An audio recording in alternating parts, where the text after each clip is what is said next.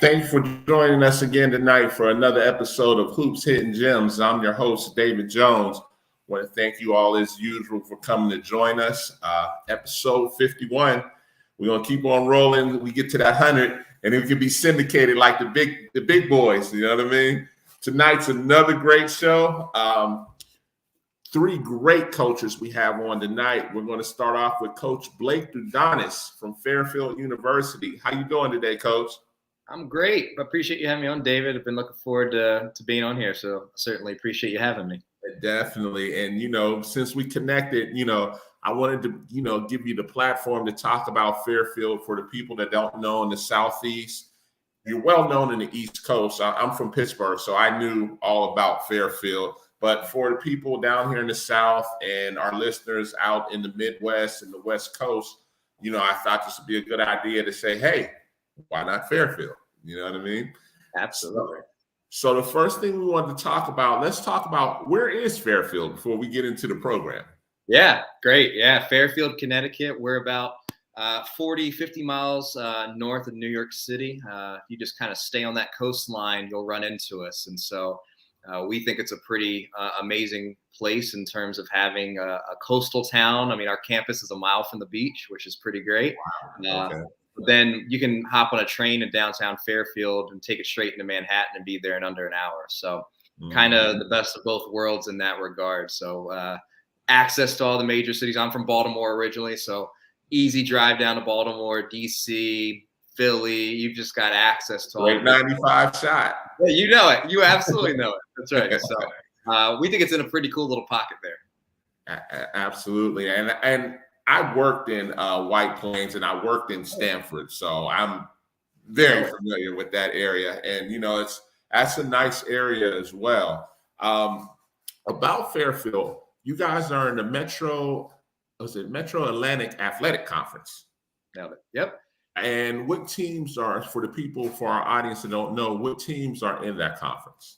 Yeah, so it's funny. It's become a lot easier to talk to people that maybe aren't familiar this year because I get to point to the men's tournament and say, remember St. Peter's? Yeah. They're in it, right? So that's a very easy point right now to point at. But, you look at some of the programs on the women's side that have really been dominant in that. Quinnipiac is one.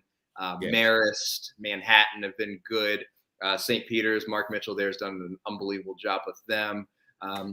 You got some other schools, Niagara, Canisius. So all kind of up there in that Northeast. Niagara and Canisius are kind of off to the side in Buffalo, so they're a little bit further. But everything else is pretty close for us. So it's a good competitive league, and it's close. So you're recruiting against each other. You're easy drives to each other. I really like kind of the layout of the league. Is Fairfield, would they consider it high academic or? Yeah, very. That's what I figured. Yeah, definitely a level of difficulty with your classes in a good way. If you want to be challenged, if you want to really push and grow on the academic side, we offer a very, very competitive place. It's not somewhere where everyone gets it. I would not have gotten in. I'll tell you that. I would not have gotten in. And if someone snuck me in, I don't think I would have made it. But it's a great school, and so that was part of the allure, honestly, in going there and taking the job. So just ballpark figure 3.2 and up to get in. Yeah, it's got to be up there. Obviously, test scores nowadays, it seems like they're optional everywhere, but the better the test score, that can always help you. And it obviously depends on what you're trying to major in for sure too. But you got to. It's not for the faint of heart, is what I would say, and that's not to scare anybody off or anything, but it's that's take it seriously. Take it seriously. Yeah. And I would have to assume AP classes would help as well. Absolutely. Huge plus. Yeah. And, whenever I talk to the high academic schools, it's almost verbatim the same thing. Yep. AP classes, even though it's test optional, but a good test score also helps you to get admitted because your guys just don't take the run-of-the-mill 2.7, 2.8. You're not going to be able to get in. And, I harp on academics because, a lot of times, a lot of these prospects don't understand the better grades you are, the more opportunities you have to get recruited. And, like I could say, hey, Coach Adonis, I got a kid. And first thing you're gonna ask is, what's the GPA? Oh, well, she's a 2.9, but she can go. Yeah. You got to say, well, I would love to have her, but we can't get her in. And it's a separator too, right? If there's two recruits we're looking at that are, kind of nip and tuck, if one's got the better grade, that's going to be an easy, well, there you go. If we're not sure how to split them, that's how we'll split them easily. Wow. That's big right there. A lot of people don't understand in this competitive world with the transfer portal, because even with the transfer portal, you guys have to be ultra selective in the portal. So you guys are going after Patriot League, your Rices, your Davidsons, your Furmans, to get those type of transfers. And it's not to say you can't get other transfers in, but those high academics are going to be more appealing to you guys. America East schools as well. Yep, you're exactly right. And something Coach Carly, our head coach, says, and so the first time I heard her say it, I was like, oh, it's so true. More often than not, the vast majority of the time, if you've got a highly motivated student, they're probably highly motivated in all the other areas of their life. So if you got a kid that's really working hard in the classroom, I bet you she's probably working hard in the gym too. I bet you she's getting the extra work in. So those usually correlate. So when you see a high academic, that makes you go, okay, that's probably a kid that we want to explore more. Absolutely. And, that lets me know what type of kids to say, okay, that's a Fairfield kid, or she might not be a Fairfield kid. And let's take GPA out of it. What other people don't understand is how competitive the school is. So you don't want to have somebody come to Fairfield and struggle academically. We're not even talking basketball. We're talking coming in and, whatever major they decide, it's going to be rigorous. And with it being rigorous, it's going to be tough. And then you're going to ask them to practice 20 hours a week as well if they're already struggling. It's not to say, oh, I don't like Fairfield. Sometimes it's better to say, we're not a fit for you because we don't think that you may be able to succeed off the court. And, that may be hard to say sometimes, but that's the reality of it. It is. Environment and fit, as you said, is everything everywhere. And in this case, we're talking academically. Oftentimes we see maybe players go to a school at a level that they really aren't capable of performing at. And what happens is they go there and they're not happy.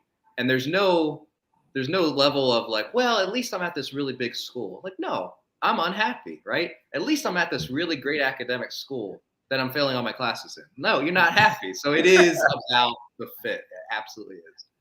And, one of the things I wanted to get your touch on tonight is, nobody is immune from the transfer portal these days. Nobody.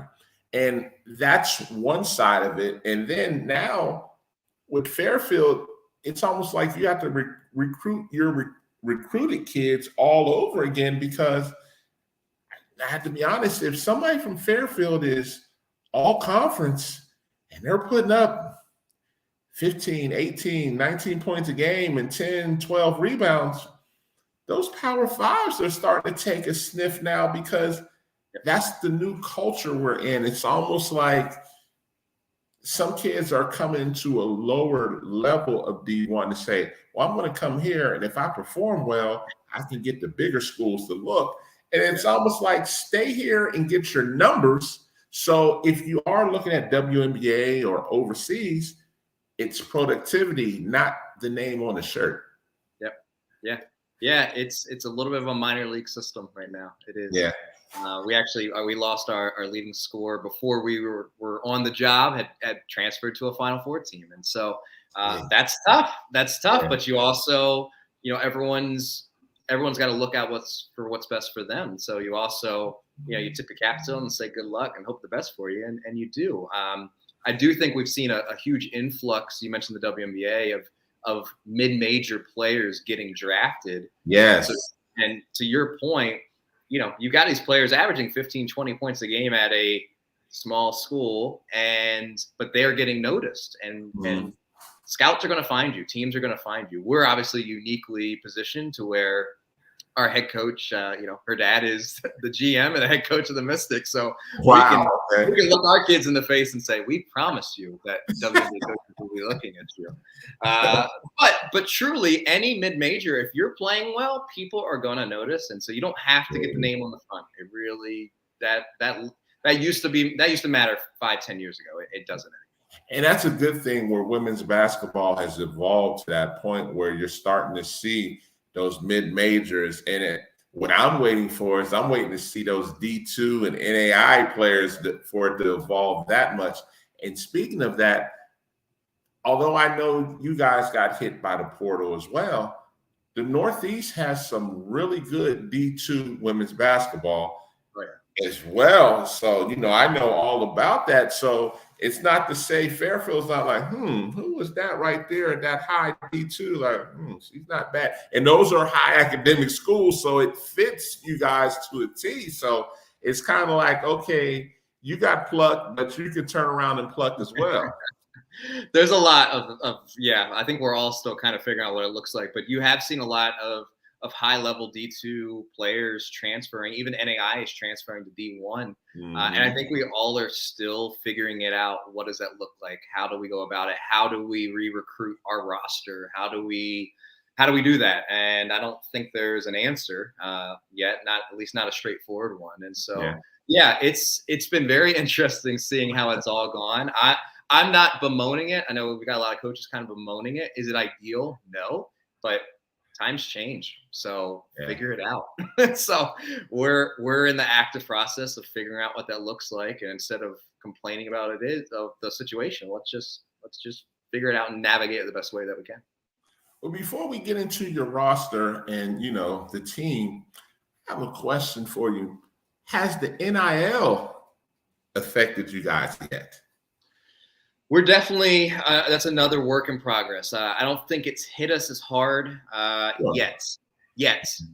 Being the operative word. I think it's a tool though. I think it's a tool that we are, we're all kind of at the mid-major level. We all kind of get to step back in a different way than maybe some of the Power 5 schools. So I think we are going to find a way to utilize it to the advantage of our student athletes. And ultimately that obviously is advantageous to help us as a program. So we're definitely still figuring that out, but it's something we're talking about. We're actively talking about it. We're not just kind of shrugging our shoulders. We're saying, well, let's, how can we get, our players, how can we help them? How can we position them? What can we do with, obviously within the rules and regulations to do that, and how can we guide them? How can we put them in good spots? So something that's still very new. I'd say that's probably the newest territory that we're kind of embarking on, but something that we are in discussions with pretty routinely. And to be honest, yes, the Power 5s are doing stuff that is beyond imagination, but I think what's going to be the forefront and the people that are the trailblazers are going to be the lower D1s, the mid-majors, the D2s, the UAA conference, and the D3, because they're going to be so creative to bring something to the table. Like the Power 5s have millions that, that's their budget. And, then they have boosters that are, doing what have you to help with those NIL deals. But I think like your Fairfields, it's going to take the student to be creative, especially with social media and their own brands and stuff like that. That's what's going to change the game, in my opinion. And then I'm sure like a Fairfield will be like, you know what, that's a good idea. Let's take that and run with it. And of course, with you all being the trailblazer saying, hey, we came up with this idea, naturally everybody else would come running to say, oh, we want a piece of that too. But I think it's going to take that type of creativity to move this whole NIL thing, because right now it's just whoever has the deepest pockets and the biggest boosters, that's what it is. But I think in the long run, it's going to be really interesting to see how you guys and everybody else take it to that next level to be creative to benefit your program. Yeah, I think you're on the mark there, especially if you look at most, not all, but most of these schools, we're in communities that are smaller than some of these Power Fives. And so there is a connection with the community that's maybe a little bit tighter. It's not just this big person. They're like, no, we're in the community. We're doing things. We're active. We're visible. And so for there to be a connection point there between those student athletes and that community, I think, to your point, I think there's an opportunity there on the mid-major or low D1 level that maybe isn't there for the Power Five. So I agree with you. Yeah, the bold is there. It's gonna fortune favors the bold, right? That's the cliche. And I think that fits in this scenario. Definitely. So let's get into the program. How did you guys do last year, record-wise? Yeah, we're new staff. The team went to the NCAA tournament last year, won the league, 19-1. Ran through the conference tournament, really impressive stuff. Ended up getting a 15 seed. Had to go down to Texas and play Texas at Texas. Hung in there, honestly, played extremely well. I think ended up losing by 16 maybe, but it was a pretty close game. So team was extraordinary. Coach Frager, the previous head coach, had announced before the year he was going to be retiring. So that's a hell of a way to go out on top. Pretty impressive. So the team is one that they're impressive. And you go back and watch film, and they really did some good stuff. So we're excited that we're part of a program that knows how to win. Roster doesn't look the same as it did a year ago, but there's still a lot of people that know what winning looks like, which is very exciting for us as coaches. Got you. Before we take that next step into the roster, it just hit me. You're right there in the Northeast. Do you recruit those NETSAC young ladies from those prep schools? Yeah, there's a lot of great talent.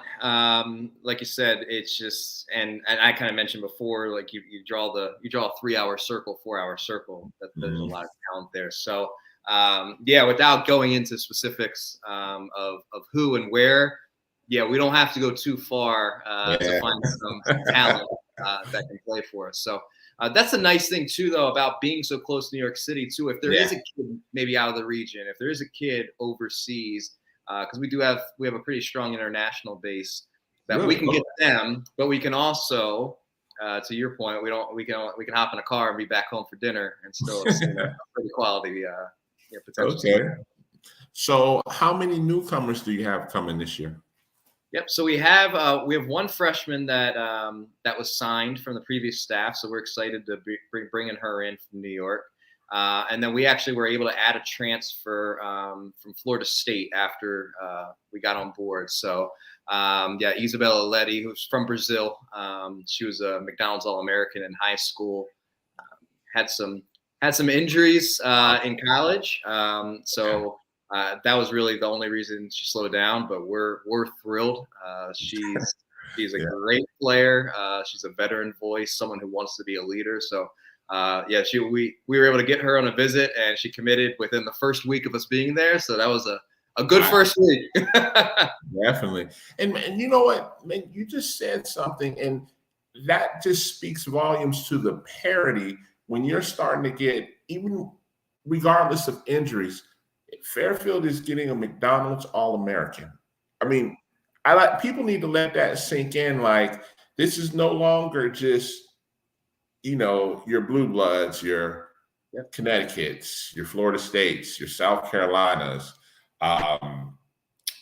your Mississippi States, your Tennessees, your Stanfords, everybody knows those Blue Bloods. But when you start to see kids start to evolve to say, you know what, I'm going to go to Fairfield, or you know what, I'm going to go to a Lehigh, or you know what, I'm going to go to a Furman, or I'm going to go to an Elon, something that speaks a lot, even for the mid-majors, because there's some really good, what people don't know, some really good mid-major women's teams, really good. Oh, yeah. Great. So, I think it's so important, the people involved in the program, right, where you can look someone in the eyes like we did with Isa and be able to tell her how we can develop her as a player and as a person, more importantly. But what are your goals? We can show you how we can get you there. And it doesn't matter if we're at some giant giant state school that has 200,000, people. Like, it doesn't matter. If it's the right environment and the right people, then whether that's Fairfield, whether that's UConn, it doesn't matter. Agreed. Now, you just said something, and that's probably one of the keys that people don't understand. That's one of the most important things. Development, player development, player development, player development, player development. And, people understand when you come in as a freshman, it is not only a culture shock, it's a culture shock being on a campus, a college campus from high school. And it's a culture shock when you step on that court because these young ladies, a lot of times, are older, they're more experienced, they know the system. You're trying to learn so much in such a short period of time. And it's almost like information overload. And, as a coaching staff, that's why you guys understand what you're getting into when you get a freshman, because that freshman's going to make those mistakes. They're going to have to learn. Some of them don't even know the shell drill, unfortunately, which is, that's a whole other show in itself. But, you're teaching so much, to try and get that person to the point to be ready for October and November. And quite honestly, sometimes you have to have that talk and say, listen, you're not ready yet. We may have to redshirt you. Or, it's going to take some time. You may not play that much this year. And that's hard for some of them to swallow if they were averaging 25 a game coming out of high school. They're looking at you like, I was that person. And, you're politely saying you're not that person here. You have a lot to learn. You have that potential. But until you get to that point, this is how our families eat. And we have to put a quality product out there or we will be out of a job. Yeah. That's a harsh, true way to say it. Most freshmen are not going to play, at least not the amount that they think they will or hope they will. Absolutely. Everything you said, and you just add in the physicality, purely like the physicality of those older players, but just the pounding of 20 hours a week, plus extra work, plus strength and conditioning, plus the extra added stress of schoolwork, all that stuff. It's hard, and every freshman hits a wall at some point. Some of them it's a weekend, some of them it's Christmas break, but there's a wall that hits there. It is very, very challenging. It can become overwhelming. I have found in my career the ones that are able to persevere and kind of bust down that wall are the ones that, don't get lost in the forest of, oh my gosh, all this stuff, whereas more of along the lines of, okay, I'm really struggling with my shot. How can we fix that? Well, I could probably come into practice 20 minutes early, 3 days a week. All right, there we go. That's a little solution, right? I'm really struggling with the physicality. I just feel like my legs are done. All right, maybe we can get an extra lift in with Coach John, right? So the ones I've found that can be the most successful are the ones that are able to kind of break it down. All right, here's my issues. Here's the solution. Let's implement it. As opposed to being, I'm lost. I'm not playing. I'm sad, right? But being able to focus up, that's the easiest way to get out. And it's not easy, but it's the easiest of the hard ways. So let me ask this, because this is another big thing as well. As we all know, college is more complex from a play standpoint. Colleges run more complex plays than in high school. So a lot of times it takes a lot for those, young ladies to catch on sometime. Sometimes they don't catch on in 2 weeks or a month. Especially, do you guys take any international tours at all?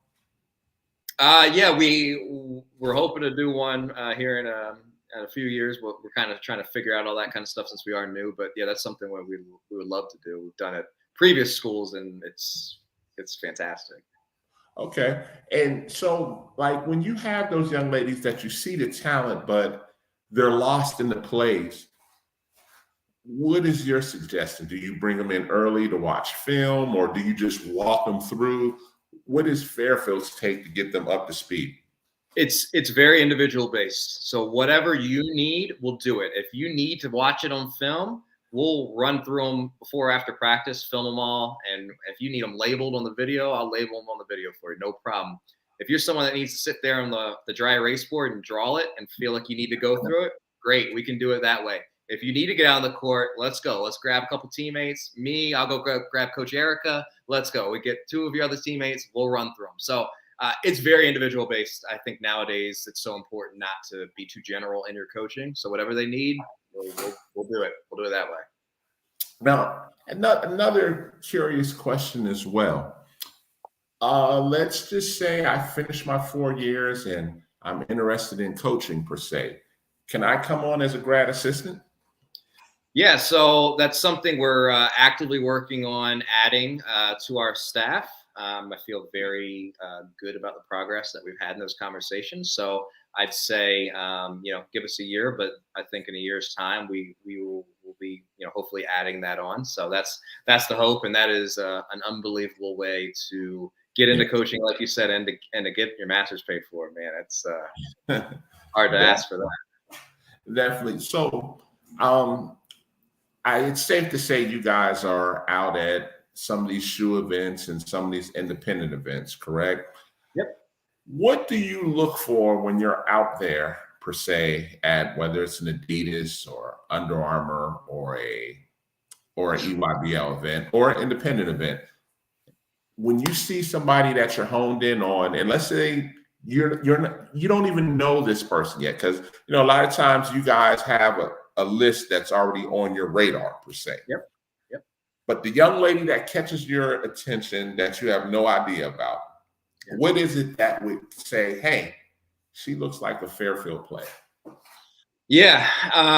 Besides all the skill stuff, right? Because there is there's a level of skill that you just I like that. But I feel like you hear coaches talk about it a lot, but we legitimately do. I could show you the group text from our staff of Coach Carly, our head coach, saying, hey, when there's timeouts or it's halftime or anything like that, like, let's make sure to be cognizant of not being on our phones, and let's see how the kid interacts.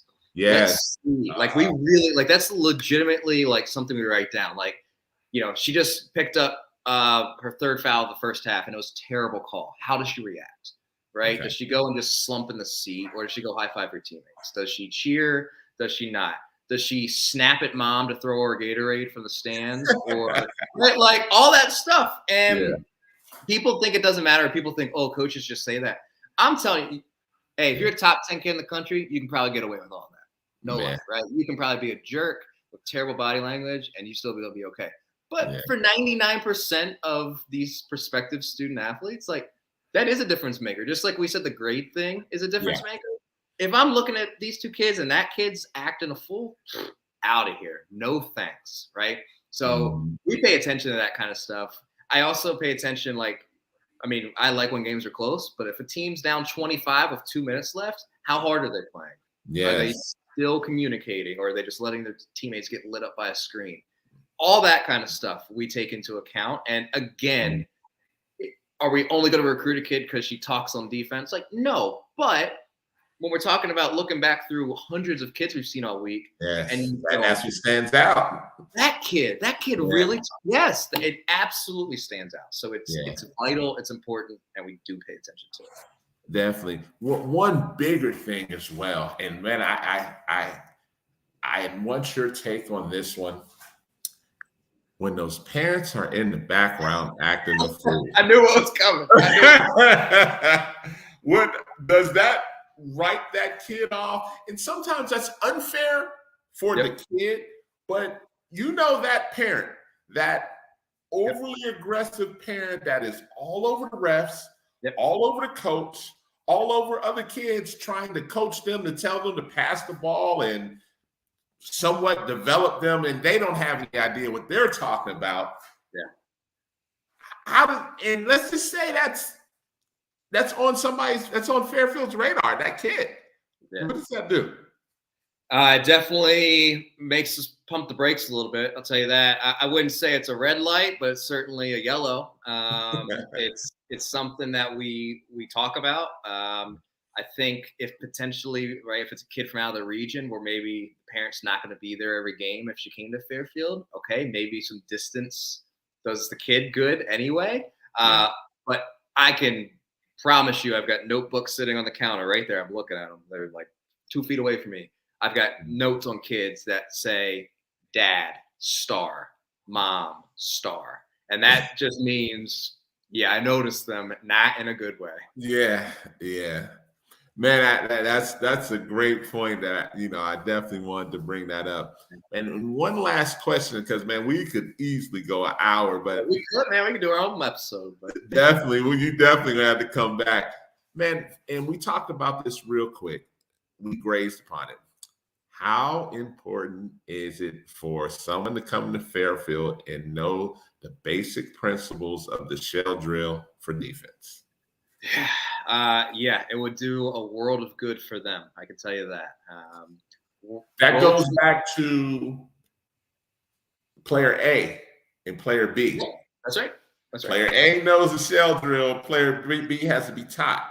And player B may have a bigger upside. Who's going to get on the floor first? Well, it's going to, right, exactly. Whoever has the grasp the quickest on what we're doing, you're going to find a way to get on the court. And so if that can be the difference maker, then yeah. So it's huge. And it's fine if you want to play zone, more zone. And, Fairfield last year played more zone than man, but those man principles, they knew how to guard people. They knew how to, when someone was in front of them with the ball, they could guard them, right? Which is that's a person-to-person defense principle. And so it's huge. It's huge. The more concepts you can understand, the better. That's why I would encourage incoming freshmen now, like reach out to your staff and start asking questions now so that you can get a hold on, if the terminology is new, you can at least get a grasp of it, right? If the principles are different, at least you can start processing it as opposed to getting to campus and going, you want me to do what? Yeah. What? Yeah. How do I do this? So it is huge, and I'm always excited when there is a baseline understanding and grasp on defense. Absolutely. Hey, Coach Adonis, thank you so much for coming on, man. That 30 minutes went so fast, man. You definitely have to bring you back on, man. When I come up there, I actually will be up there at the end of June. I will definitely have to come check you out. Definitely. Swing through. Definitely. Man, thank you again for coming on, man. And we'll be talking real soon, okay? Sounds great. Thanks for having me, David. I really appreciate it. Take care. Coach Adonis from Fairfield University. Great coach, very knowledgeable. I'm telling you guys, some of the things we talk about, parents, pay attention, because this could be the difference of you playing or you sitting. Next guest, we're going to stay right into this. Another up-and-coming coach.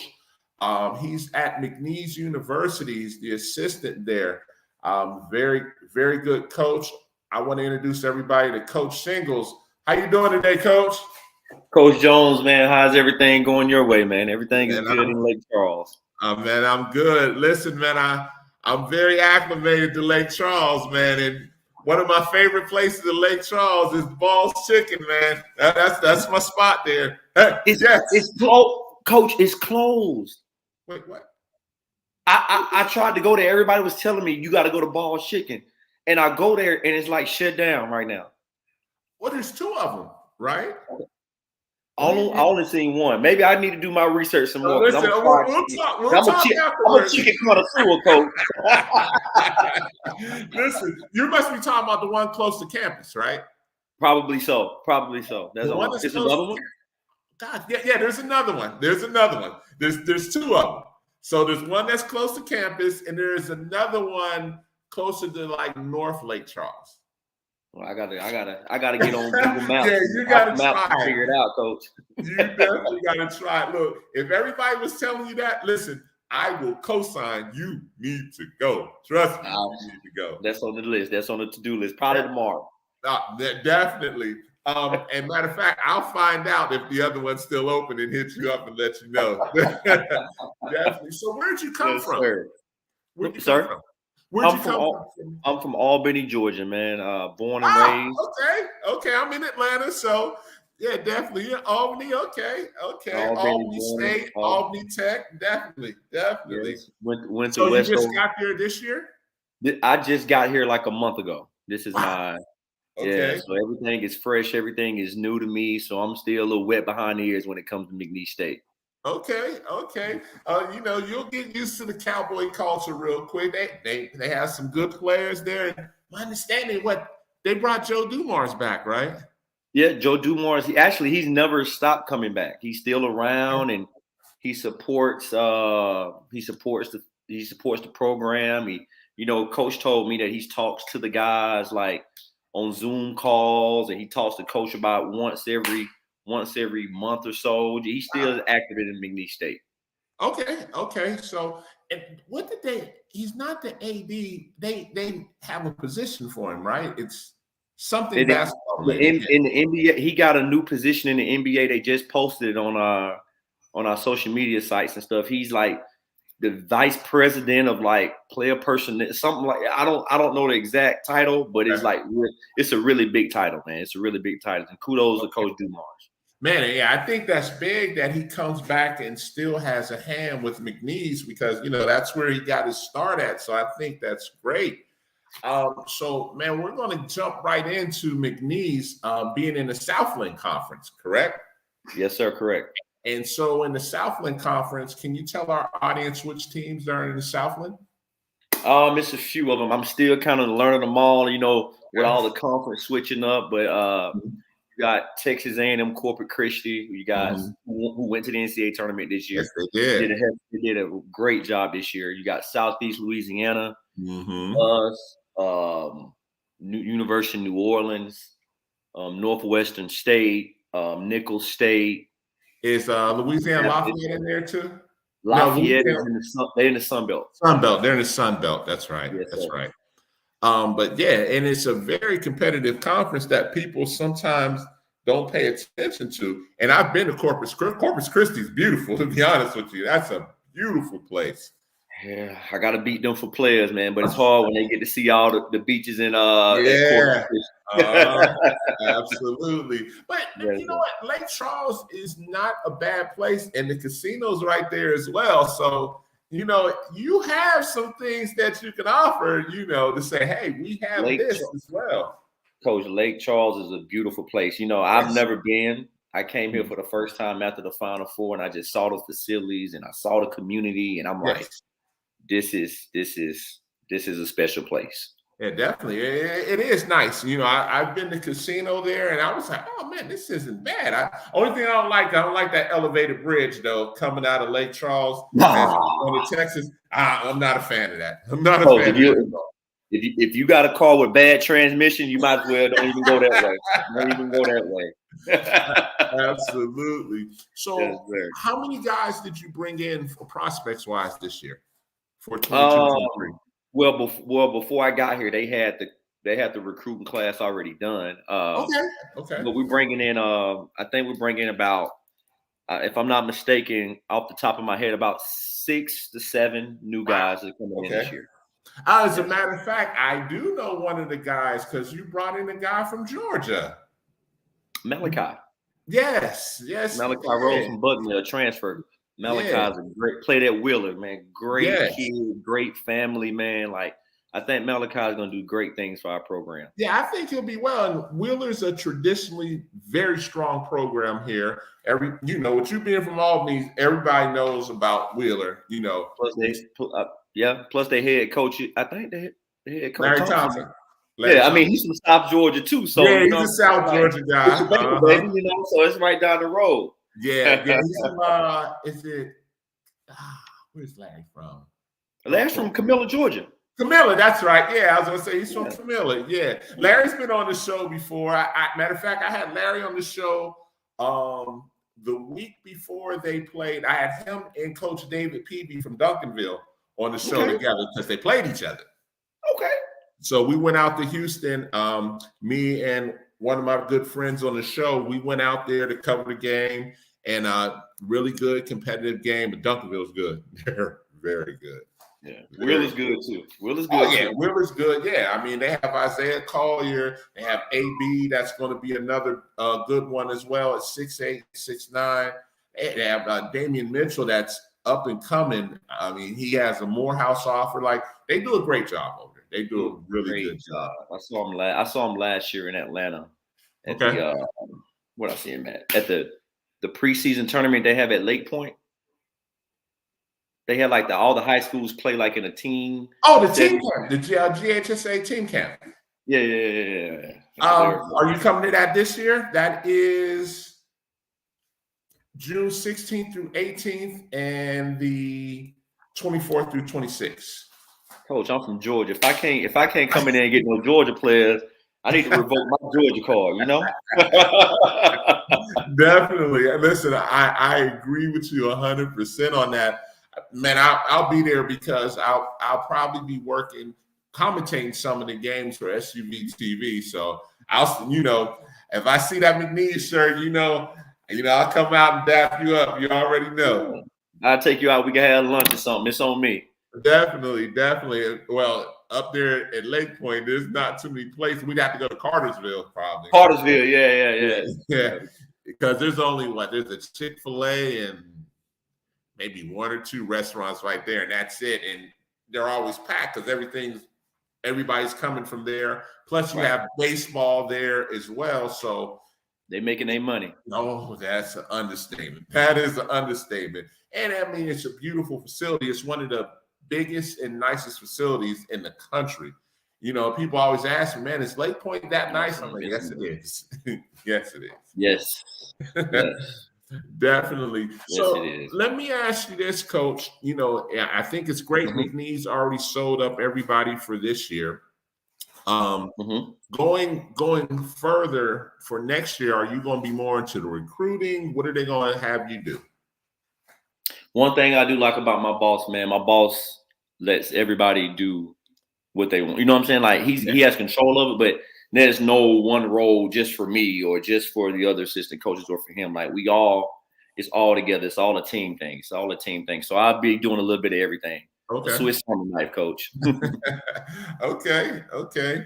And are you guys, let me ask this, are you guys doing any international tours this summer or anything? Not this summer, from what I understand. I think maybe something next year. Next year. Okay. And schedule-wise coming up, any big tournaments? What you got planned for next season? So far, we're still working on our schedule, but the games I know we got for sure, we play at Tulane. We have at Tennessee. Okay. At Northern Iowa. Okay. At Iowa State. Okay. And I think we're trying to get Texas Tech. I'm not sure. Oh, and the University of Houston. You going downtown. Yeah. Listen, once again, if you downtown in Houston, you got balls in Lake Charles, and you need to go to my other famous place. You got to go to Frenchie's when you're in Houston. Frenchie's. I got to write that down. Frenchie's. Oh, listen, brother. Yes, Frenchie's.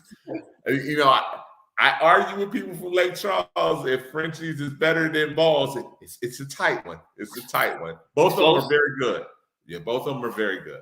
And it's right down the street. So you got Texas Southern in Houston. On your way to Houston, you will be on Scott Boulevard. You'll pass Frenchie's. You'll see the line. Trust me. You'll see the line. You'll know. You will definitely know. You got to check it out. Definitely. So, yes, I'm assuming like you guys are open when it comes to recruiting. So, you look for the independent kid as well as you're looking for, if the EYBL kid falls to that route or the Under Armour or Adidas kid, you guys kind of are open to whoever's the best fit for your program, correct? Correct. My boss is really big on, I'm sure the other guys that you've also talked to about the culture. Yes. It's not so much of you playing EYBL or SSB or because I coach at Adidas, Gauntlet, and all that stuff. So my coaching staff don't get caught up in it. They just get caught up in the character more than anything. If I'm coming to watch you play, I know you can, like, words travel that you can play, but I just all the other stuff. That's what's important for. I'm sure I'm not the only one that said that, so I'm sure I'm piggybacking off everybody else that said it. But yeah. Well, the biggest thing now is, you're going to come to team camp, but you're probably going to be in Georgia probably in the next 45 days, probably a couple times because you have the team camp, you got Scott Golden's JUCO event, and I'm a JUCO guy. JUCO guy. Yeah, so I'll see you at that event because I cover that event as well. And gosh, there's probably going to be Last year, there was about 220, 240 coaches at Scott Golden's JUCO event because the July one is the big one.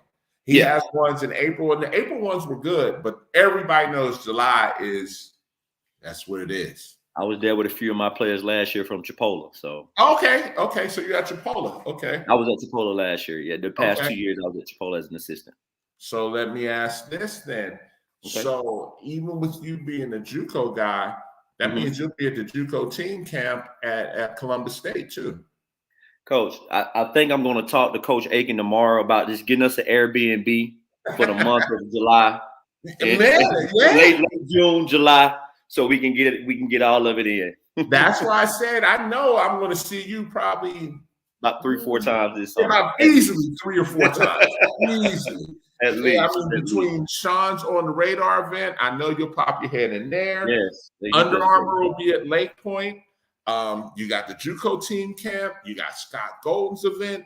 Like I said, I see you more than enough a number of times. Definitely. For sure. And, you know, like I said, now let's talk about the downside to all this. That's a number of players that you're about to see in the next, let's just say in the next, we'll take it from right now to the end of July. We'll go that far. You're going to see easily over 1,500 to 2,000 kids, right? Right. Unfortunately, there's only, this year they're cutting it back, so there's only 13 scholarships, right? Right. So you're going to see basically 1,500 to 2,000 kids. What is it that is going to make you say that's a McNeese kid? Well, piggyback off of what I said earlier. Skill, of course, everybody knows you got to be the right. Yeah. But it's how like I heard my man was speaking earlier right before I got on. But it's the exact same thing. Like I'm looking at character. I'm telling you, my coach is one of his pillars in our program is talking about character and being a pro, attacking everything how a pro would attack things. So like I'm more into the character of like, how is he responding in timeouts? How is he responding to his coach? How does he respond? How does he respond to adversity when things are not going his way? Also very important, and I know you probably heard this as well. How are his parents? Right when you came backstage, I was talking about that because, man, can parents cause a kid to lose a scholarship? For me, I can't speak for everybody else. Okay.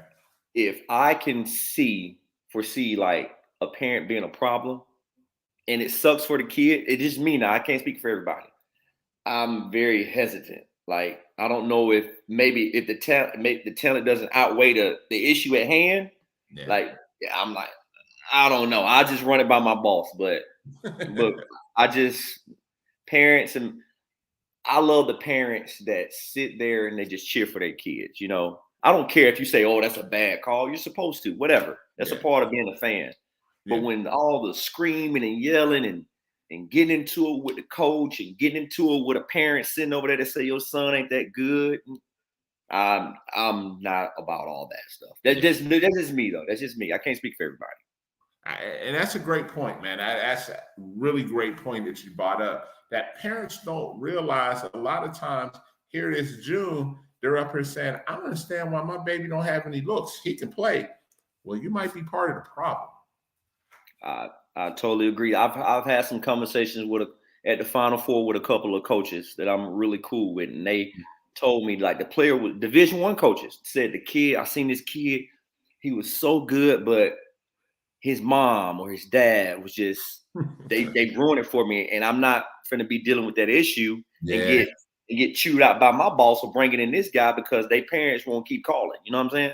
I'm more for the parents me personally, I'm more about the parents that want their kids to be coached, want them to be held accountable. That's the kind of parents that I look for. We recruit like I'm sure the other guys said as well.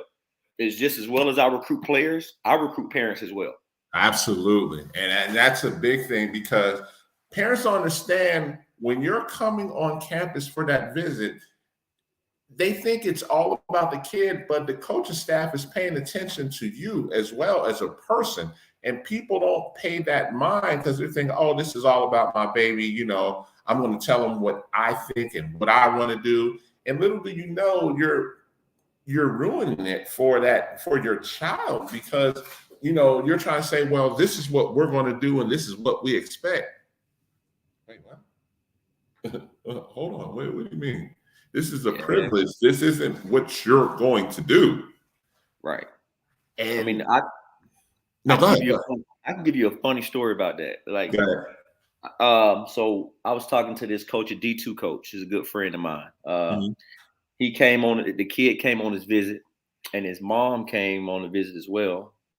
And on the visit, he ended up going there, but on the visit, she said, well, just to let you know, this is a 1-year deal for my baby, so he can go D1. He's gonna get stats and go D1 afterwards.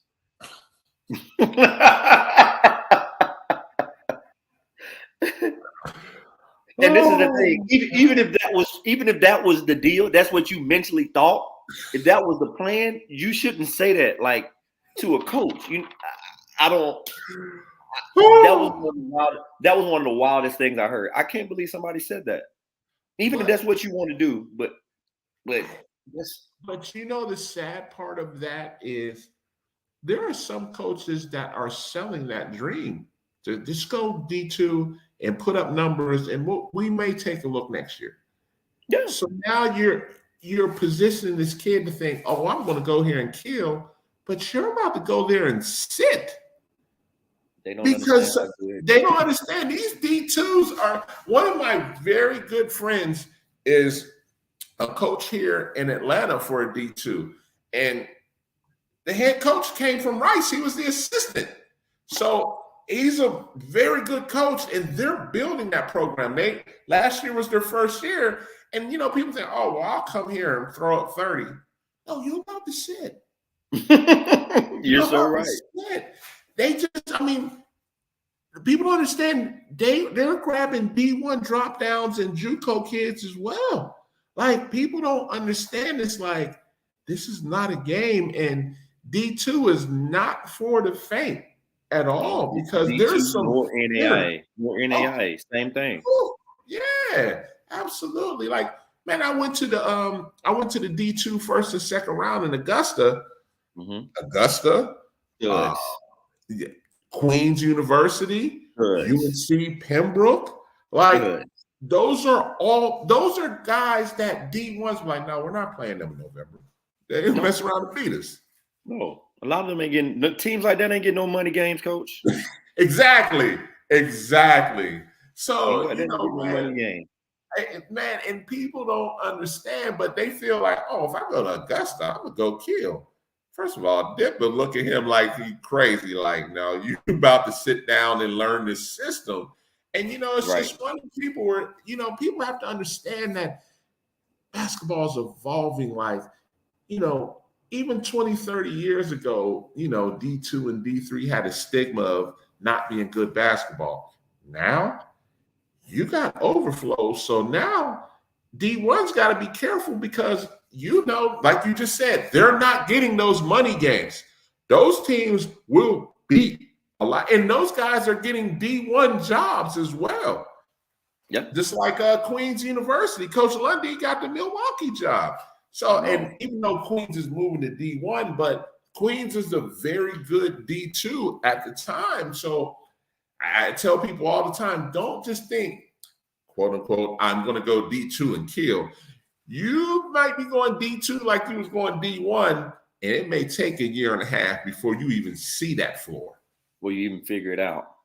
Exactly, man. And, you know, with you coming from Chipola, you know, I'm a JUCO Jamboree guy. So, you know, I go to Scott's event. I go to Jerry Mullins' event. I was at the Midwest Jamboree. Only reason I wasn't out in Salt Lake City last year is because it was the same time as Jerry's event, the same weekend. But, like, even seeing all this plethora of talent, you know, when I saw Salt Lake Community College, it was the #1 JUCO pretty much all season. I saw Florida Southwestern. I saw Chipola. I mean, I was like, my gosh, in my mind, I was like, some of these guys are pros. Jeez. They are pros. Like when I saw Jaquan Scott from Salt Lake City, he's only a freshman. I was like, yeah, that's a pro right there. That's a pro. 6'8", 6'9", that can do it inside now. I was like, ooh, woo. Yeah, woo. yeah. We lost to Salt Lake in the Final Four of the national tournament. Okay. Great game. But you know what I like about Chipola and a lot of the Florida schools as well? They have good basketball on both sides because Chipola's girls are good as well. Chipola girls are good. Our boys are good. Northwest Florida girls are good. Yeah. Like the boys won a national championship. Basketball in Florida on the JUCO level. They're definitely good basketball. Great basketball. Probably the best in the country, hands down. Oh, watch yourself. You know, some of the listeners going to be like, watch yourself. Now, I wouldn't argue that because there's some great basketball in Texas. There's some great basketball in Florida. There's some great basketball in Missouri and Iowa, you know, the Midwest. Boy, that's a tough one to call because, you know, I go down to Florida and watch. Yeah. I like the Florida Southwestern team. They were good. I like the Chipola team. I like the Northwest Florida team. I like the Tallahassee CC team. Even Daytona State. Well, Santa Fe. All the teams that you just named was at one point in time ranked in the top 25 in the country. Mm-hmm. So exactly. Yeah. And even my sleeper, I like Miami-Dade too. Miami-Dade, they had a good year. They had the Turner kid that transferred from Palm Beach. I like him. He was very talented. We played them as well. But now I'm gonna argue a little bit. Florida has those very good teams. Texas has the volume of JUCOs, of good ones, you know. And I think that's where the argument comes. Like, are we talking just the teams like the Chipolas, the Indian Rivers, like all of those? There's some really good teams in Florida. But then when you have Texas, my gosh, you got Kilgore, you got Trinity Valley, you got Midland. Gosh, I can go down the line. They just have a lot more because they have two different regions in Texas. So I think that's the argument right there. But I know this. You'll be in both. You'll be in Texas and Florida. I know that. I will be there religiously. So all the Texas coaches that's watching, hey, man, I'm a Florida JUCO guy, so I got to rep for Florida. So I'm going to definitely be there in Kansas as well. Now, I'm going to tell you my sleepers, you know, and even though he's not going to be coaching this year because he took an administrative job, I love Shelton State. Great job. I love Coach Eatman. Coach Eatman did a heck of a job, man. Heck of a job. Yeah, definitely. Really he's been on the show as well. Coach Eaton's a great coach. Great coach. Ran Alabama for a little while. Yes, and he was up for some jobs that I think my opinion, I don't know, my opinion don't mean nothing. He should be up for a 4-year job for sure. Division I, my opinion. I agree with you, man. I agree 100%. Like, he's a really good coach. Really good coach. Really good coach. And, you know, he built Shelton State up to a national power. Everybody knows who Shelton State is. So when we talk about these JUCO jamborees, you know, even though I'm looking for the Florida schools, the Texas schools, I'm looking at the Midwest JUCOs, I'm looking at the John A. Logans. Please believe I'm looking for Shelton State. I'm looking for Shelton State. I'm looking for Snead State. You know, I'm looking for those schools because even I'm looking for the Georgia Highlands. And, you know, shout out to Georgia Highland as well. Like, those guys do a good job. Yeah. Great programs. We play a majority of those schools I played in the past, like Georgia Highlands, Shelton State, all those schools, like we played all of them, man. They are great programs, great coaches, and even more great people. Now we're about to touch something even more, man. Okay. Influx of kids. And this is just your opinion. Do you go post grad or do you go JUCO? My personal opinion, depending on the kid. Okay. Expand on that a little bit. So for my oh God, how can I say this without sounding crazy? You know what? I'm gonna say it like this: if you want to be, both routes are not wrong. Both routes, so you can go post grad and have a great opportunity afterwards. You can go JUCO. It all for me will play a big factor in if I had to choose between going post grad or I had to go JUCO. Which region is recruiting me? Which JUCO region is recruiting me? Me personally. Just me. It's just me. So if it's a really good region where I know guys have been to a place, they've been there and they went Division I, because that's everybody goes when they go to JUCO. They want to go Division I. For both post grad and JUCO, that's the goal. Right. You want to go Division I. I mean, you can look at pros and cons on both sides. You know, if you go post grad for a year, you still got 4 years. Or if you qualify and you go JUCO, you know, you might have 3 years to play JUCO, or you do another year, you might have 2. So it all depends on what you want. But for me, I mean, if it was me, I would probably go JUCO. If I'm the player, I'm going JUCO. Okay. Oh, well, I want you to touch that a little more.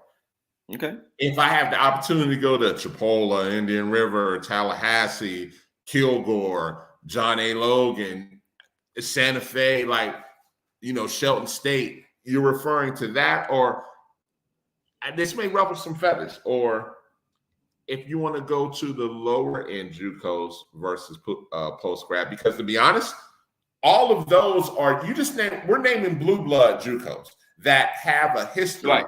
Out there, what's the school out there in the Midwest? Dodge City. Like when you're going to these schools, you know, in September, there's probably going to be about 60 to 100 coaches in that gym in the month of September. Easily.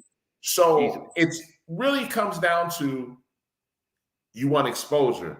Is the post grad going to get you that exposure? Like we say, because there's some, like I said, you got the Hargraves, you got the Mount Verds, you got the IMGs. Like, yes, there's some great post grads that are going to have coaches in there as well. It's, what are you looking for and what's your long-term goal, right? Right. Well, the long-term goal is the same for both sides. It's just, if you go this way, here's the pros and cons to this. And, you know, if you go this way, here's the pros and cons to it. Because a lot of times post-grad isn't always free either as JUCO. So that's another big thing as well. Very, very big thing. And also, you know, with post-grad, you know, if you go to a newer program, not saying that some of the newer programs ain't doing a great job, because there are some new programs that are doing a really good job and I recruit them. But, you know, I've seen horror stories that they promising you this and you be sharing a room with like 6 or 8 other guys on bunk beds, and they promise you're going to be at all these events and you don't go to them. You're playing against, you know, NAIA or other universities, JV teams and stuff like that. So I've seen that. And I've also seen, like you said, like the blue bloods, like Hargrave and all those schools that does it the right way. So, I mean, like you said, there's pros and cons in both of them. But, you know, if you're looking for the financial safe route, take the scholarship money. That's me. Take the scholarship money? Take the scholarship money. Okay. So, then the next thing becomes, you know, a lot of times people will go JUCO or even go post-grad as well. Let me back up and say that as well, because, you know, it's the stigma. You got to go JUCO because you're not a qualifier, which is not always the case. I got something to say about that. I'll let you finish though. No. I want to stop right there because that's a big one that I want people. And with you coming from Chipola, I want you to touch that one.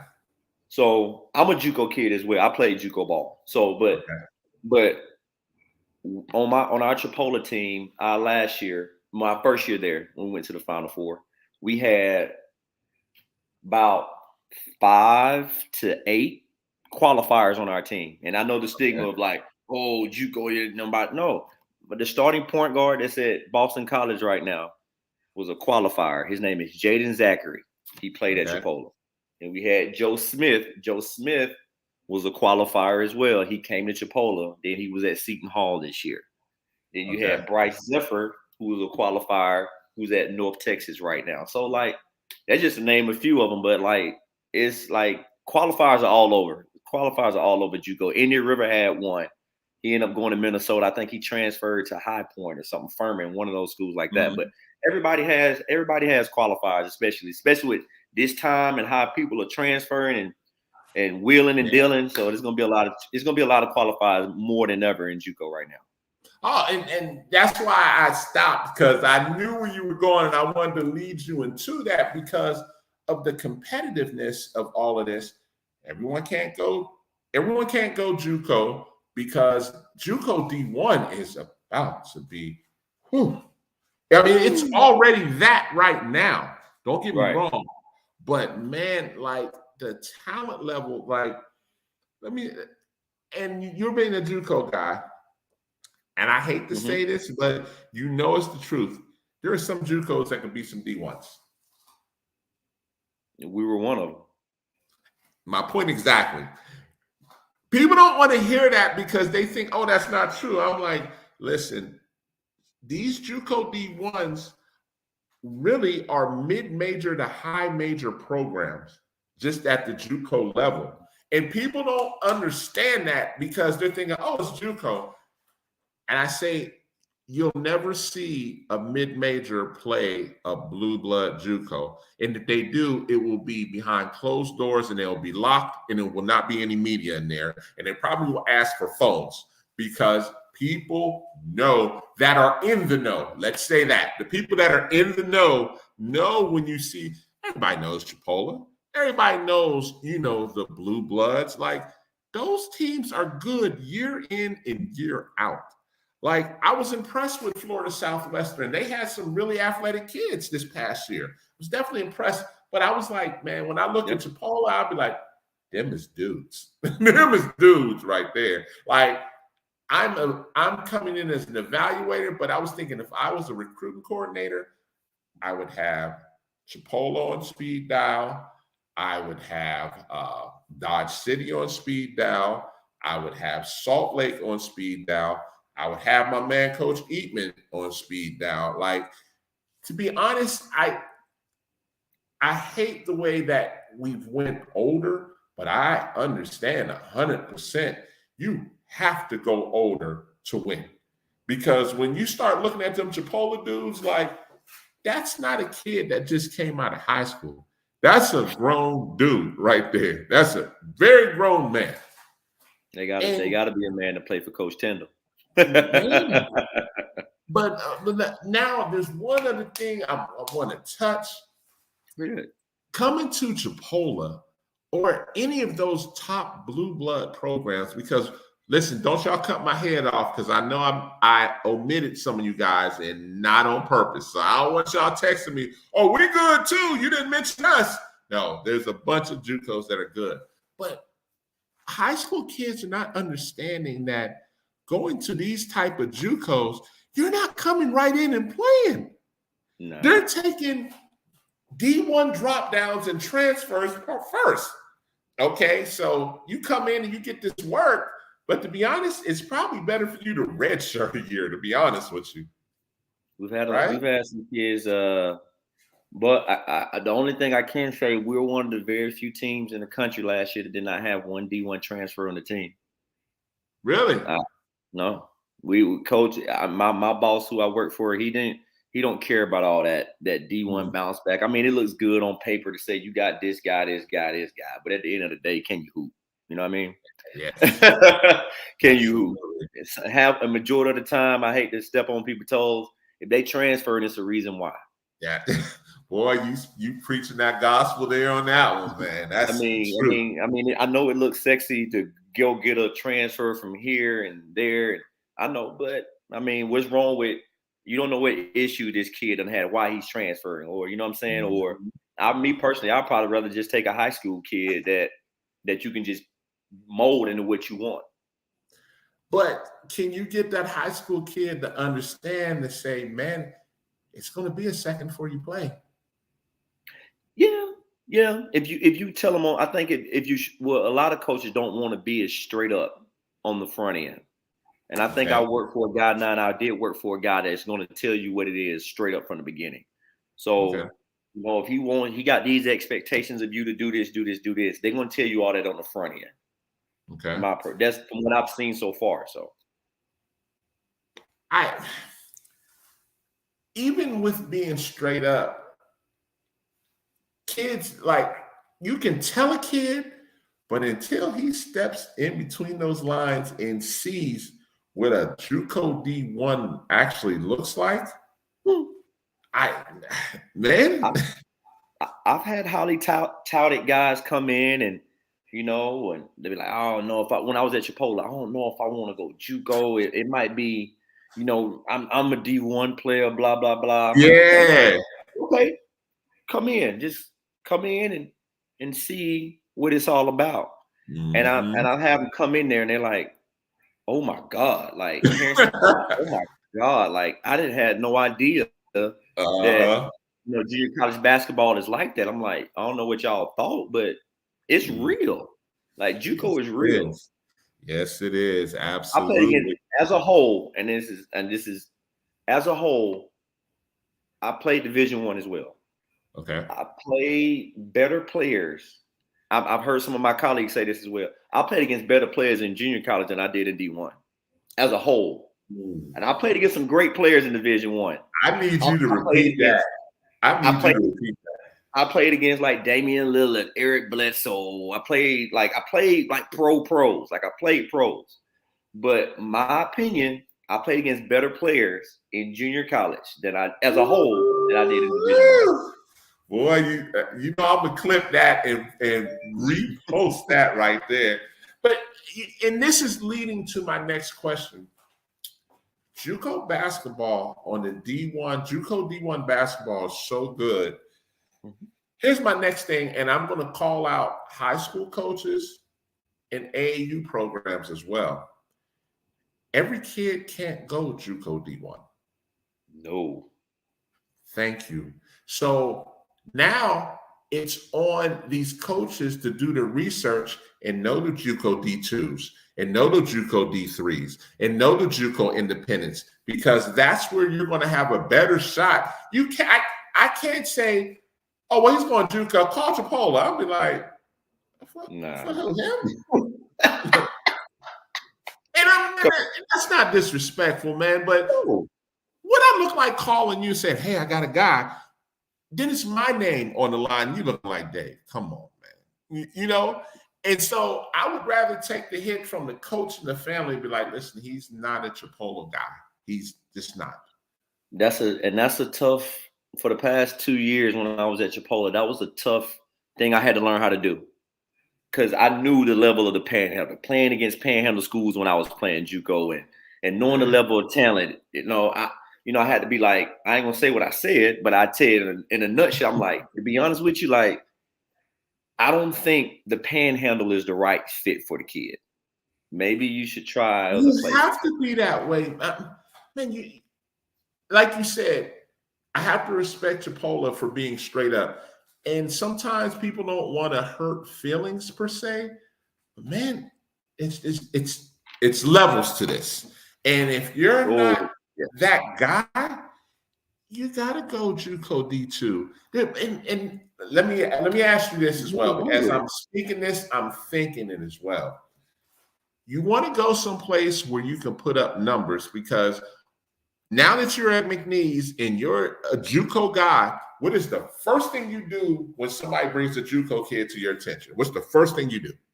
Me, I check when they bring a JUCO, I check what league they're in. Is it a reputable league and all that stuff? Okay, yes, that's true. Are they playing for a coach? Are they playing for a good coach as well? That's very important as well. Yes. What's the most important thing to verify if he's that dude? Wins and losses. Nah. Synergy. Oh yeah, Synergy. I'm gonna go watch him move. Exactly. Yeah. I'm gonna go on Synergy. I'm gonna check him out, see where he playing at, all that stuff. Who is he playing? Because they could be playing the Georgia College of Blind, and they could be getting 50. You know what I'm saying? Like, I don't know. He had 35 and 15. Exactly. Yeah, like I want to see who you playing. That's important too. But getting back to what I'm saying is, of course, like everything you just said is important and verified by Synergy, because you want to see the numbers he's putting up, i.e. you want to see if this guy is producing, right? Mm-hmm. So if he's producing, of course you're going to be, okay, now let's take a harder look. Let me see him at a jamboree, or let me go in September when it's workouts or whatever.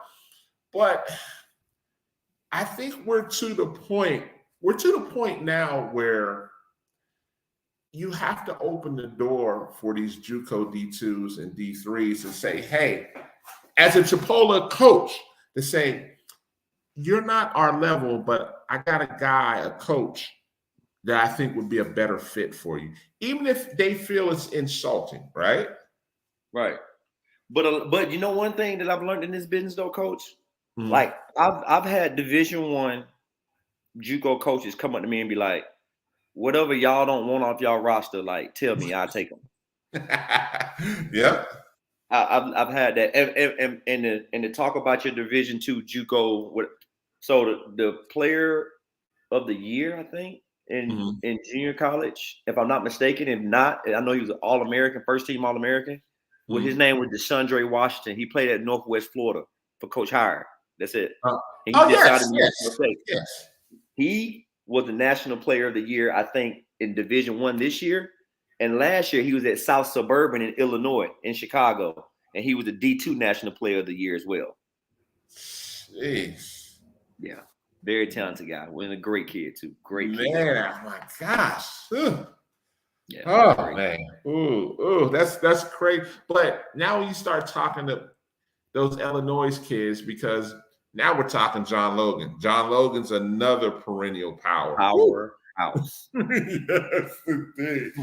When I saw them up in, I went to the Midwest Jamboree, and I got a chance to see it. I was texting folks like, hey, man, I've heard, but I see now. I was like, these kids are they all good. Jacked up, muscled up. Yeah. Like a Division I basketball team. That's exactly my point. Like, It makes sense. Like, I love going to EYBL, Under Armour, Adidas, and all that. But to a lesser extent, the pageantry of JUCO jamborees, because there's more coaches at JUCO jamborees than there are at shoe events. I tell people that with no hesitation. Not even close. Yeah. In Atlanta last year at Scott Golden's event. Oh, what? Everybody I was had there. to park so far. You know how far I had to park to get to the front door? I was like, man, this year I'm coming early because I know what it is. Everybody's there. And it's the who's who of coaches. The who's who. Mm-hmm. Because everybody wants, so Scott Golden's event, but I'm going to tell you what threw me off last year. What's up? The JUCO team camp that was in Alabama last year. We were there. God. I was like, what is this? That was great. That was good. Everybody was there too now. But that's what I'm saying. That's exactly my point. Like, that's what really got me to start saying, okay, I got to start going to these events. Even past the talent level, yes. But I was like, this is where everybody's at. So from there up to Lake Point, I'm like, man, if I got to drive back and forth, that's just what it is. Right. That's just what it is. Man, that event was great. That event was great. We went undefeated in it. but it was a great event. Great event. Indian Hills, another program. I don't know. Yes. They came all the way down from Iowa. Like, John Logan was there from Illinois. That was a great event. I'm looking forward to this one in Columbus. It's in Columbus. Yeah. What weekend? Is it this? It's this. I think it's the 15th.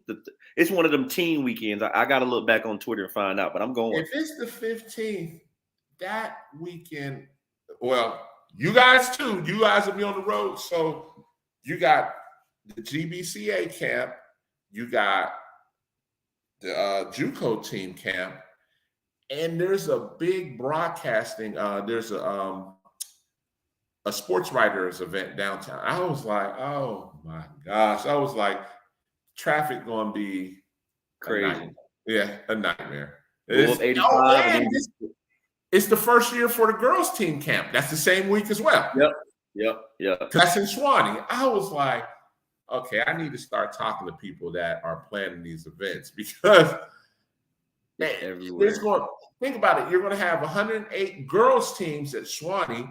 You're going to have 200 teams at Lake Point. Columbus is not far away. You're going to have how many JUCO teams are going to be there. Yeah, Georgia. That's how I tell people, like, Georgia basketball, when it comes to this here, man. Let me tell you what I say about Georgia basketball, Coach. Okay. And I was in the AAU circuit. I was back before SSB was gold, Adidas gold. My team was Adidas gold. I was with Manimo Elite, and I coached with Louisville Magic. Yeah. I did all that. So this is the thing I tell people, I got a lot of people that come in this with. If you want to see how good your team is, no matter where you're from, California, Wisconsin, New York, you got to come to Georgia and see how good they really are. Mm-hmm. Yep. Shoe or independent. Let me be clear when I say that. Shoe or independent, and you know what I'm talking about, because you got where you're from Albany, you still got Georgia Magic, you got Warner Robins All-Stars, you got some really good teams, and down by Savannah you got the Georgia Bison. So like, people don't know about that. I'm like, man, listen, in Georgia, shoe teams can lose to independent teams. It can't happen. Yeah, and it has happened. It has happened. And some of my friends, they're with the Georgia Canes. Those are my guys. So. Zacho Bryce. What up, Zacho Bryce? So me and Zacho went to high school together. Okay. Yeah. Okay. You know Medlock too? Yeah, I sure do. I know all of them. That's all Albany right there. All that Albany. That's Albany. Trust me, they let us know all the time it's Albany. That's right, baby. Just like Sean too. Sean is Albany. Sean, yeah. So like, my opinion on that shoe versus I coach shoe. I personally, and I coach independent. I think everybody thinks like all the coaches gonna be at the shoe events. That's what you get all that, but for my opinion, if you got a team full of 10 guys, I won't have no more than 10 guys on the shoe team. That's just my opinion. But that last 8, 9, 10 could probably be playing on the independent team. You about to touch something here. You about to touch something. Go ahead and say it. So that last 8, 9, 10 could be playing on an independent team and be one of the main guys. You may not be at an EYBL circuit thing or SSB, Under Armour, but you still gonna be where college coaches can actually see you play. And you rather than you just sitting over there in some Steph Currys and you got all the gear, you just sitting down there looking good. You know what I mean, Coach? Mm-hmm. Better go somewhere. And I get the offers on the independent side. You better go somewhere, and it goes for college situations as well. You better go somewhere where you can play. Absolutely, I couldn't agree with you. Don't get caught up in that level stuff, man. Because at the end of the day, I know a lot of guys that play SSB and they play in the gauntlet, and they're not even in college. So, boy, you just said something right there. Or here's the new trend that people are not paying attention to: some of those shoe guys are going D2. I know a lot of them. I coached a lot of them. I coached a lot of them. Exactly. And people aren't understanding. Like, people are shocked to be like, wait, he's a shoe kid and going D2? First of all, I applaud him because he found a fit that works for him. Number two, man, it's a beast out here. Like, you just not going to be going to some of these D2s that we just named and just think you going to go kill. You're not. Nah. You're not going into Valdosta State, walking in there killing. No, you're not going in there, Augusta. You're not. You're just the nature of the beast, Coach. Yeah, definitely, man. Definitely. You're not going to a UNC Pembroke and kill. You're not going to a Queens and kill. What's the school that won the national championship that beat Augusta? Was it Northwest Missouri, I think? Northwest Missouri. One of those Missouri schools. Yeah. You're definitely not going. That coach really is a D1 coach. He goes to the D2 championship on a regular basis. But people don't, if you don't know and you don't pay attention, you would have no idea how good some of these coaches are, some of these players. Like, there's some killers. And at the end of the day, if it comes down to long term, one of the best recruiting pitches for D2 coaches is they putting players overseas. Yeah. I played in Europe for a couple of years. And I played, like, a lot of the times, a lot of the leagues I played, or a lot of the guys, all league guys, majority of the time, it would be safe to say, because I've heard somebody say this, an agent told me one time, they love getting Division II guys to sign, because like a lot of the teams want you to come over there and just score a lot of points. You know what I'm saying? Or do something like that. A lot of those guys, a lot of Division I guys like myself play roles. Yes. You know what I mean? So it's hard to go from playing a role when you averaging less than 10 points a game, or it's easier for a guy to adjust to been on average 20 something a game or 16 a game than a guy that is averaging, just a role. That's guy. A role player. Yeah, absolutely. Absolutely. So a lot of agents do like signing Division II players. Man, and that's a great point right there. But see, people don't understand. And again, I'm just going to give an example. Like, am I going to go to McNeese and sit on the bench, or am I going to go to North Georgia? You better go to North Georgia. You better go to Dahlonega. Absolutely. Absolutely. Good play, man. And if it's meant, and I'm one of those guys that believe in fate. If it's meant to be, it's meant to be. So if you go to North Georgia and you do your thing and you talk it out with your people, your circle, and you want to do the Division I route, then it is going to, the way the things is now, it's going, if you meant to be D1, it's going to happen. Yeah. But you're not a failure if you're not. That's the biggest thing. But see, and I hate that. Yeah, and that's the thinking these kids have. Like, if I don't go D1, I'm not that guy. Blame it on social media, coach. Yeah, man. Yeah, that's touchy. That's touchy. Yeah. You open up a whole other can of worms, man. I'm so glad I brought you on the show, man. And with you being a JUCO guy, that just opened up the platform, man, because we're at a point now in basketball that JUCO basketball is about to take off in popularity. And I don't know to be honest with you, I don't even know what took so long. I don't know what. Well, thanks to social media, people are starting to pay attention some more. But JUCO wasn't getting the TV deals, so it wasn't hitting mainstream. So it was only true basketball heads. And man, listen, I'll tell you, like, I've always known about JUCO, but until I start really engrossing myself into JUCO, like, of course, I knew the main players, the Blue Bloods. But when I looked at these other teams, like when I look at a State Fair, or like you said, a Santa Fe, or I'm looking at those, I'm like, man, there's some good kids on that. But yes.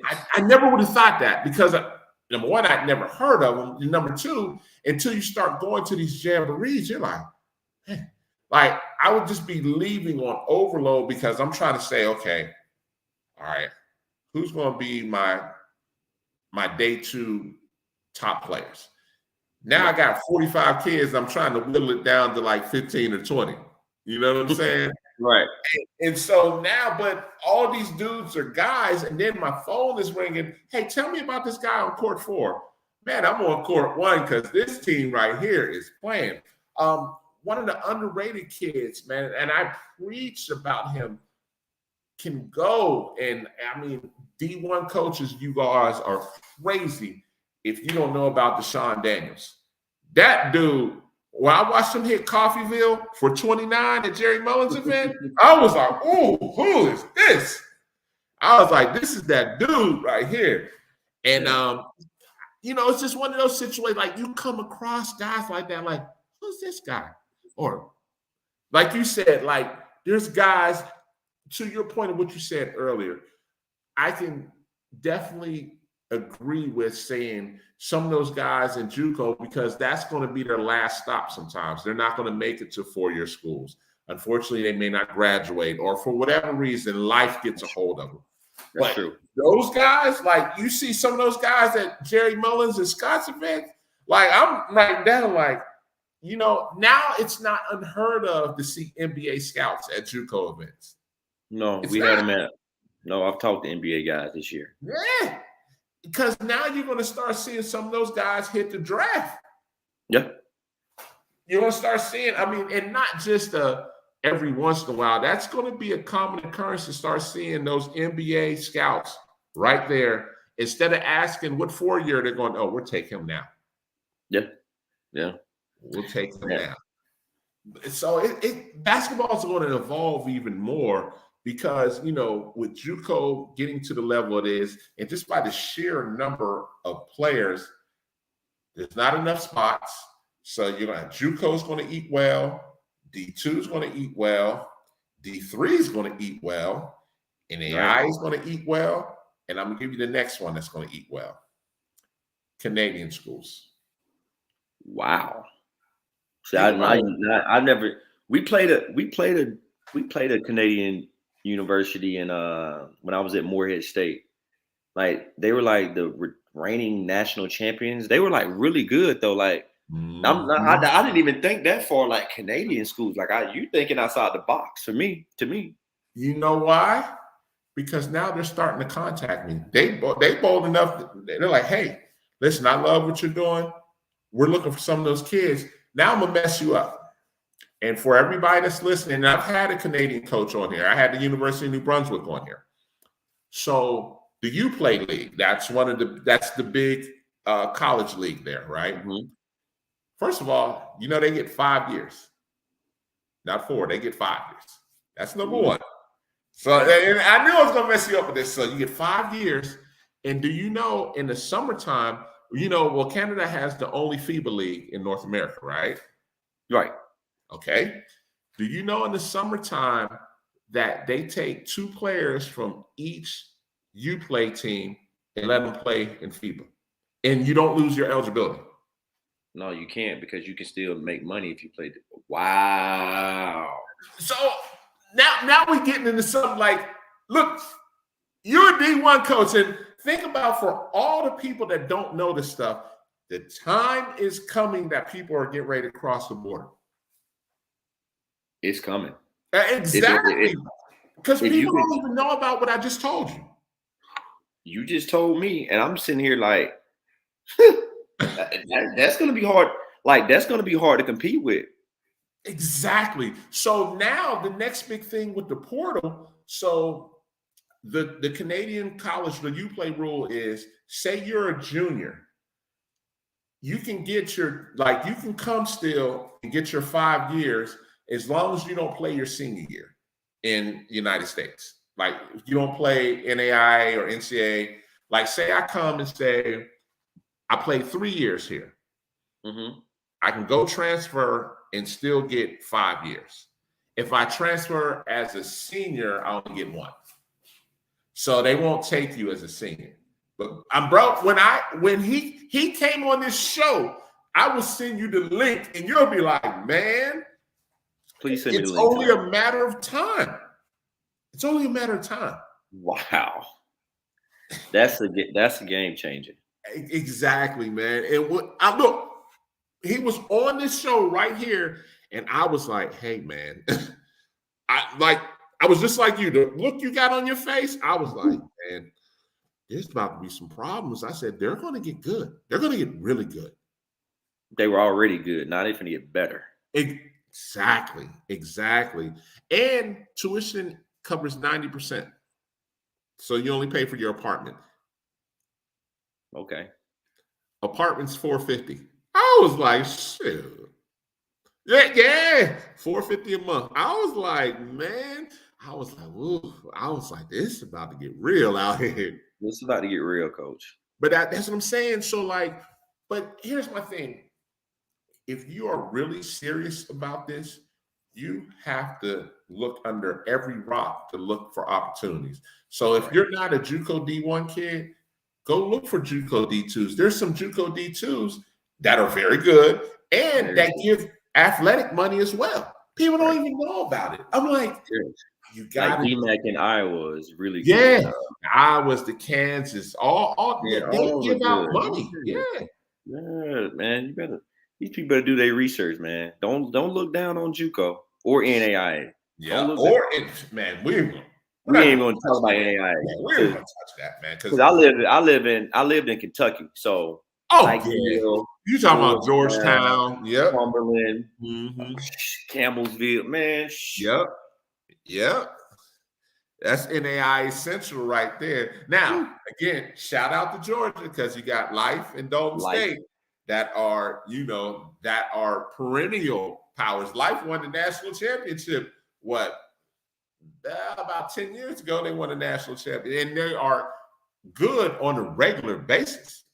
Nice. So that's what I'm saying. Like, people got to understand, like, even with Coach Easley, he's been on the show as well. Like, he talks about his frustration of recruiting because people are like, oh, it's NAI. Bro, you go to Life, you might get your feelings hurt. You know it ain't no if, you are. Them was some studs. Life. I remember who else was really good in NAI in Georgia. Southern Poly? Yeah, Southern Polytech, but Kennesaw State bottom. Oh, Kennesaw State? Okay. Yeah, they bottom, so it's all Kennesaw State. But yeah, Southern Polytech. Yep, right in Marietta. Oh, man, you talking about, man. So now you're going back into run and shoot days now. You know what I'm saying? Run and shoot was my first AAU state tournament, man. When you had the Popeyes right in front of it, they catered to JJ's chicken. Yeah. The Popeyes, right? You get your hair cut in there. The weight room in there. They had and you had to work yourself to the middle court to see how good to the main court. Yes, you just indeed. You just could come to the middle if you. I'm the man. No, you got to start from the outside and work your way in. Exactly. Until you get a little reputation. Exactly, man. I tell people the funny story about run and shoot. So I'm from Pittsburgh. Okay. I moved down to Atlanta. I was 24, getting ready to turn 25. God was looking out after me. I drove from Pittsburgh to Atlanta. I hadn't even moved. I had a car full of clothes and stuff. I couldn't even see out the back window. When I got off the highway, I went straight to run and shoot. With all that in the back of your car. All that. I said God was looking out for me. I said God was looking out for me. No, he was looking out for you, buddy. All that in the car. I got out. I changed right there. So I'm in the trunk pulling out shorts, just stuff galore. People saw me. And I'm like, I've been waiting for this. People looking at me like, he ain't from here. And I had a Pennsylvania tag and everything. So it wasn't no secret or nothing. But yeah, when I think about it now, it's like, that was just a bad move. Right off the Metropolitan, that was a bad move. Yeah. Hey, that was. But that just shows you love the game, Coach. Man. We used to get off work because I used to work overnight. We used to get off Saturday morning at 7 a.m. straight to run and shoot because you wanted to be one of the first ones there because you knew by 9 o'clock it was going to be packed. So we got off at 7. We was there at 7:20. Man, that's some good runs. Great runs. And you talk about great runs. Like you said, when you build up a name to where you're pretty decent enough to play, like I seen Nick Anderson get hit off in there. I seen Jerry Stackhouse get broke off in there. Like, I seen guys, you're like, oh, man, he's good. But, man, he just another guy in here. And it's not to say that they were sorry. No, but there was those street legends. I seen Hot Sauce get broke off in there. Like, there was dudes in there. And when I say dudes, like, when you get to play with him, you start to understand, okay, he's really good at doing this, that, and the other. But if you play him for the first time, you're about to get ate up because you don't know. You don't know. You don't know. Like, I don't know your spin move or your crossover. You about to sell me so hard because you're so quick. But if I can make you go left, you're 3 steps slower and I can stay with you, So you don't know those things unless you sit down and watch. And then, somebody come from out of town, you're like, oh, you about to get broke off. You can see it. And man, that's just, man, you bringing back memories right there to watching Dwight Howard and them play for the Celtics there. Him and Josh Howard and Randolph Morris. I was like, whose team is this? Jesus. That Atlanta Celtic. You had Atlanta Celtics. You had Georgia Stars when they were just coming out. I played for Team Georgia at the time with the Nike. Okay. Like it was loaded. It was loaded. It was loaded. Oh, yeah, absolutely, man. And that's why I say when you talk about Georgia basketball, and there was a little quote unquote internet argument going on for a while about Georgia versus Texas, and Uh-oh. oh yeah, it got heated for a while. And listen, shout out to Texas, they are there. Studs. Yeah, Dallas and Houston, I mean, Talent. absolutely talent. When I saw Duncanville, hey man, we left Duncanville. I mean, when we left Houston, when Duncanville came, I text Coach Preview like, hey man, you got about 8 studs on that team. Studs. And I'm like, you got the number one 2023, you got Anthony Black, you got about 3 or 4 other D1 kids. And I'm like, jeez. And then he was like, oh yeah, we got some more up and coming in the pipeline. I was like, man, yeah. You're doing it the right way. Oh yeah, definitely. Doing it the right way. Hey man, listen, look, we got the chance to keep talking because I got a text. The other coach couldn't come, so we had some time, man. We good. Man, I know I'm about to see you between now and October. Man, I'm about to see you probably at least 10 times.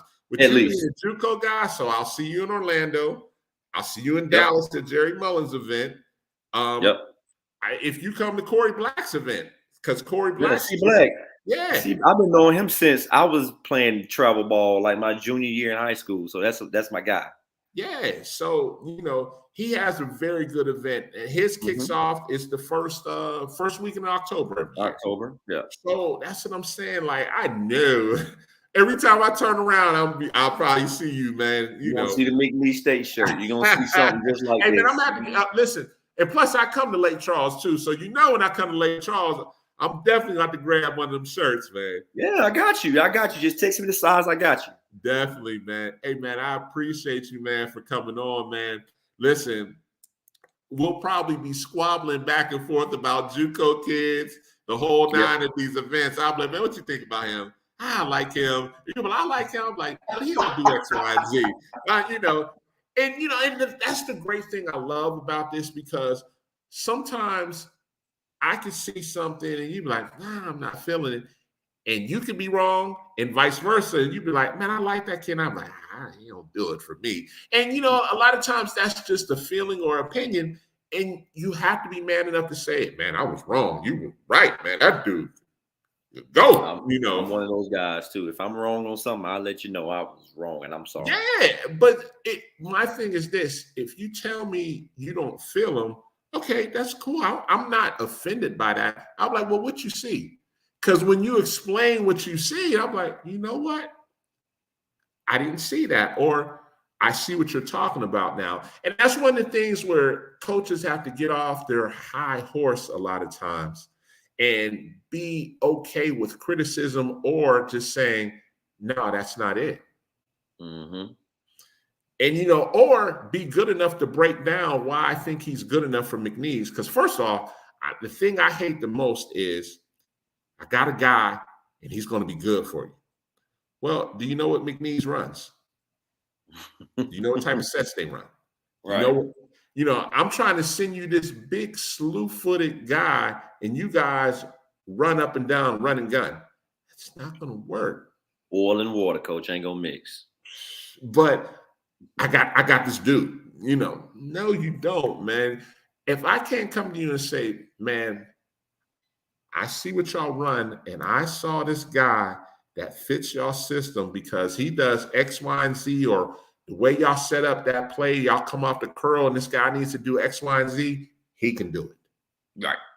If I can't come to you and say that, I partially vetted. Okay, he's not crazy. He got, he's a, character guy, so to speak. But again, that's a level to say, I vetted him, or that'll let you know, okay, if certain people call, you pick up the phone right away because he got to do, and that's no disrespect to anybody, or, if this guy sends you something, you got to do a little bit more fact checking. Yeah. And that's just the way it is, man. And when it's a passion for the game, man, it's just, That's just what it is. And people feed off that and they know, like, oh, yeah, he's a basketball head, or, coach is a basketball head. He's going to call you out. You know what I'm saying? If you send him some trash. Right. Well, I might not pick up that phone call, man. He don't know. Yeah.